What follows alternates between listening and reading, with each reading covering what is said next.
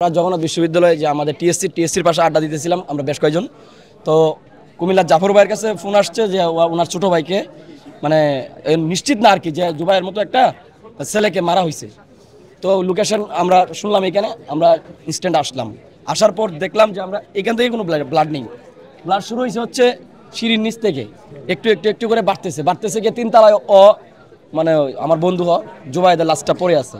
অর্থাৎ বাঁচার জন্য মানে দৌড়াচ্ছে 5 তলায়, মনে খুব সম্ভবত টিউশনি করে ওইখানে হয়তো যাতায়াত ছিল, কিন্তু এত পরিমাণ ব্লিডিং হয়েছে ও ওইখানে নিস্তেজ হয়ে পড়ে গেছে। কিন্তু এখানে 2 তলা এবং 3 তলা পর্যন্ত আমরা যা দেখলাম যে বিভিন্ন দরজাতে ও নক করছে, কিন্তু একটা মানুষ খুলে নাই।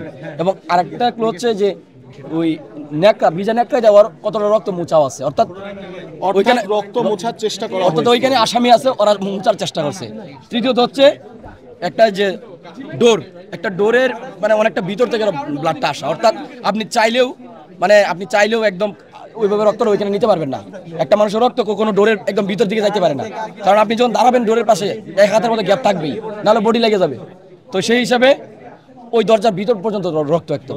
তো আমরা স্পষ্টই বুঝতে পারছি যে ওর কোনটা হয়েছে একদম ভিতর থেকে, মানে ওই দিক দিয়ে আবার এক্সিট গেটও আছে, উনিরা হয়তো পালাই যেতে পারে। কিন্তু এখানে যে ফ্যামিলিতে মানে ওর টিচিং করতে আসে, ওইখানে ওই বিল্ডিংয়ে পুরো ফ্যামিলিতে ওই মেয়ের হচ্ছে গিয়া আত্মীয় স্বজন